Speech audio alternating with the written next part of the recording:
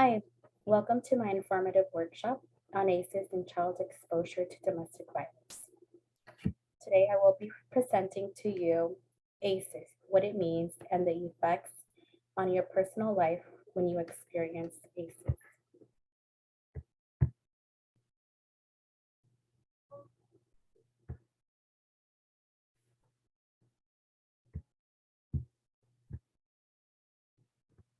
Who am I? My name is Dulcinea Garibay. I am a student at Palomar College studying child development and will obtain my associate's degree in child development, child and family services. I will be graduating this year and I will be transferring to Cal State University San Marcos to continue my education in child and adolescent development. I currently live with my partner and have two children in common. I became a young mom and dropped out of college, but here I am, a returning student who I strive to be a better person for. I enjoy taking walks on the beach in the evenings and watching the sunset. As a child, I lived in a home with an alcoholic parent and witnessed abuse on a daily, very frequently. I am glad to say I was able to overcome negative experiences, and now I live a happy and successful life with my own little family. I have four brothers, and two of them suffer long term effects from what they experienced as a child.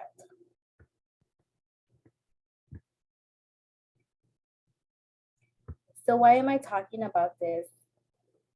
I believe it is important for people to learn about ACEs and how it affects you and your children. The most importance of learning is being able to educate others. So here we have pictures of families. So the family structure doesn't matter. It can be, a mom, a single mom with their daughter, a single dad with their child, a perfect family with a father figure, a mother figure. The most important thing, it doesn't matter the structure, is living a happy and healthy life. As there is no perfect family structure, but seek happiness for you and your children.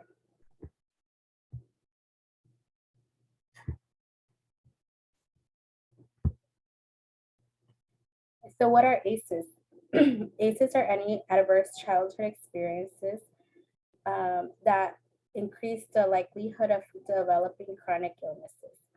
Some examples of adverse childhood experiences can be the loss of a parent, the divorce, even the death.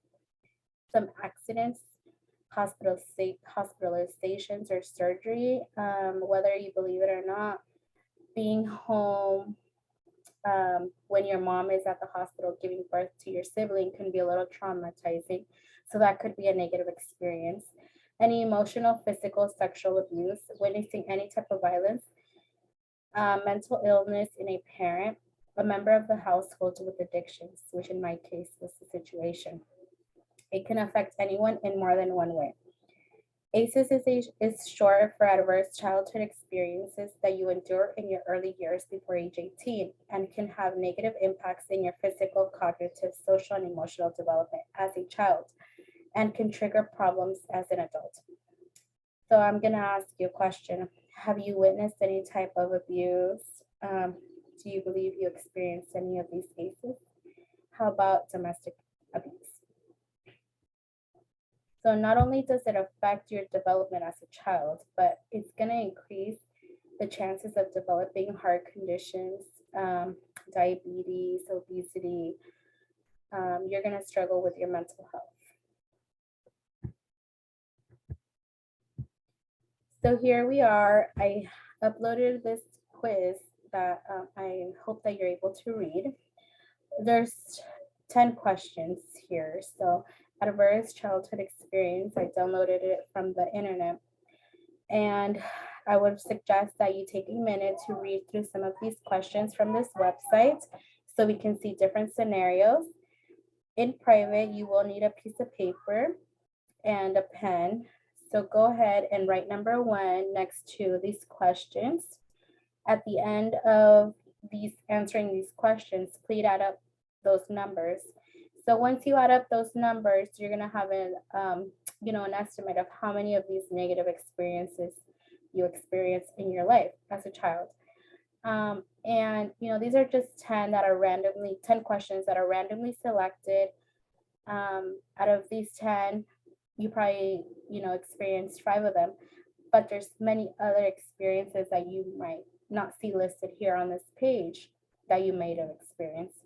So go ahead, take a few minutes, and if you need to, if you have any questions, you can send me a private chat, or you can post any questions in the chat. You do not have to share your results. This is for you to reflect on. So go ahead and do that.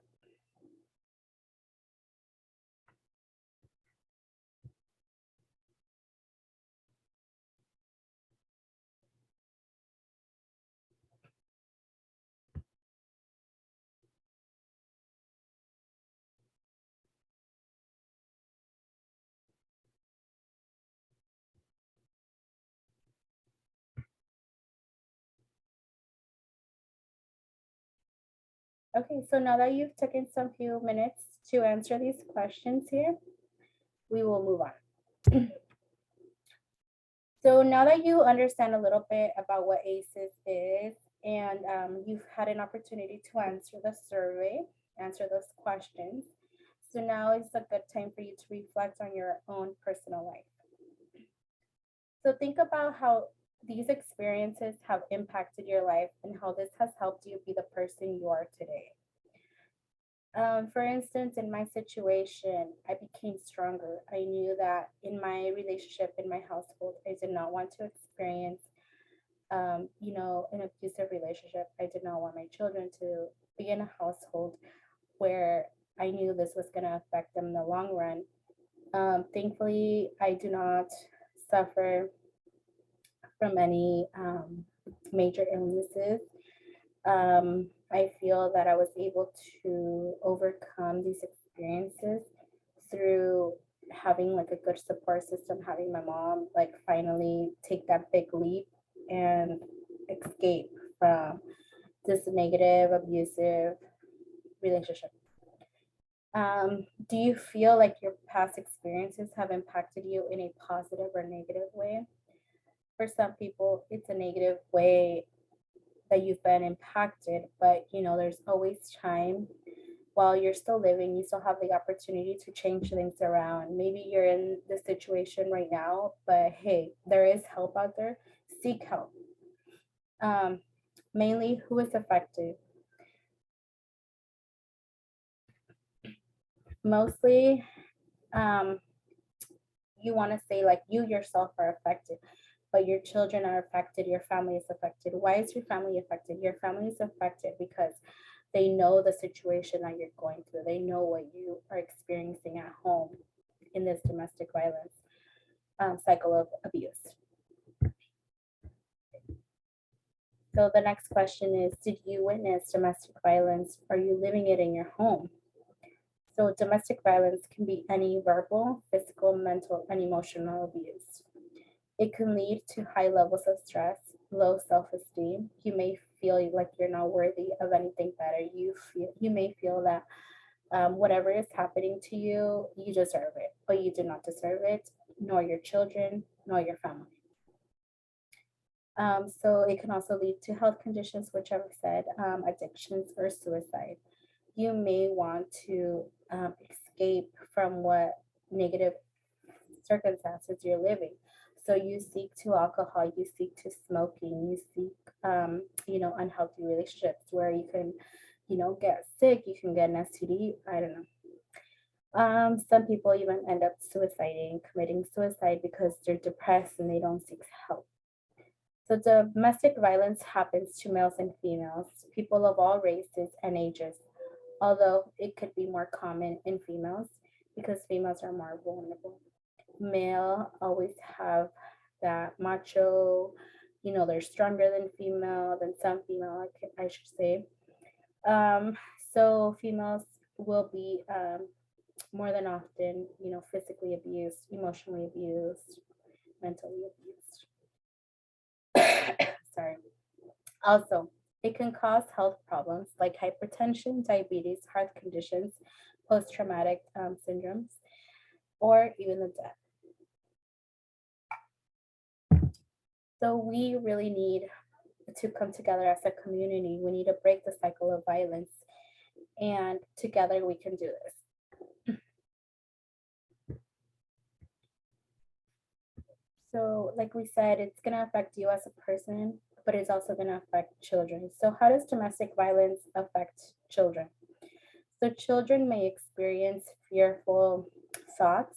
They may be like, they might feel separation anxiety. They may be living under stress.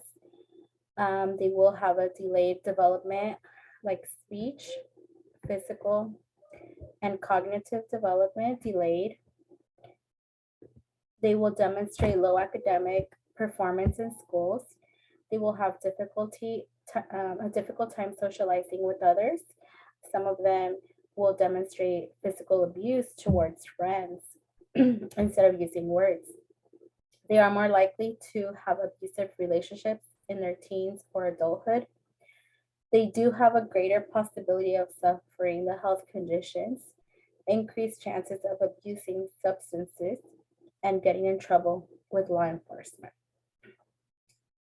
I have just listed a few of many short and long-term effects that could be experienced as a victim. But how does it affect, the children? You really have to think about that.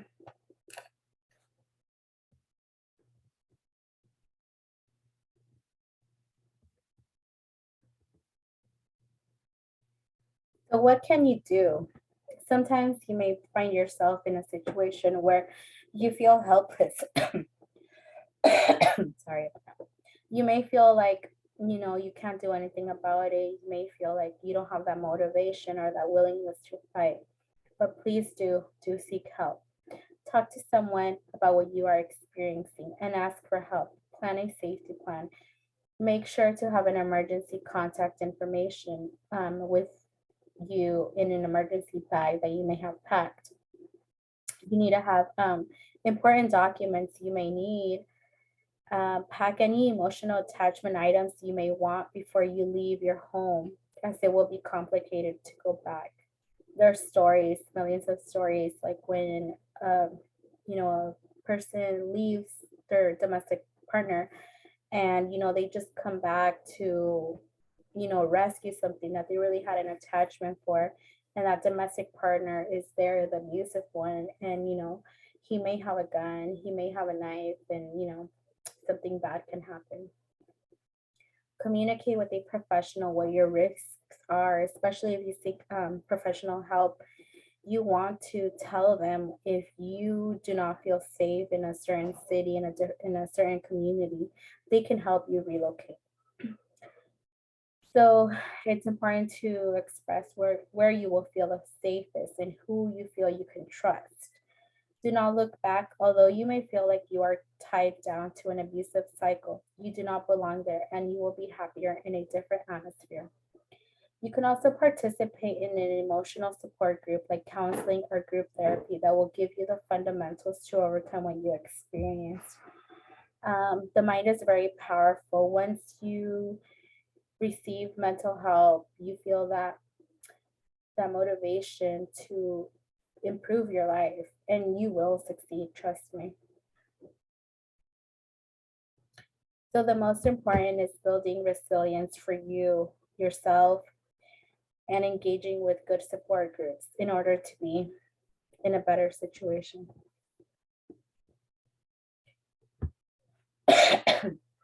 So how can you help your children overcome negative effects? For instance, I already told you, I I did get married young because I did want to just, you know, I guess be out of my house. Thankfully, I encountered and met my boyfriend. We haven't legally married, but we met, we moved in together really early, and thankfully we've been together for over 15 years now. But I was able to, move on with my life and have a healthy relationship with him and not repeat the cycle of abuse. So children will do better in an environment where they feel safe. Unfortunately, my mom, she stayed behind and stayed with my dad for a really long time, not understanding the damage she was causing us. by staying more than leaving, she could have protected us more by leaving, but she chose to stay to keep our family complete. Having a father figure in our life, having a mother figure in our life, even though our father figure was not a positive one. So it's important for you to, make decisions. What is it that you want for your children? You can help by forming a positive relationship with them and having good communication skills. Unfortunately, for children, sometimes it's very hard for them to communicate. So it's important for you to develop that skill to allow them to express what they feel. They can even draw you a picture. They can, point out certain things. Allow them to have good friendships with family or friends. You don't want to pull them away from everything. You pull them away from their dad, you pull them away from a household that was not good, but do not pull them away from everything else. Create positive experience that will allow them to leave past events in the past.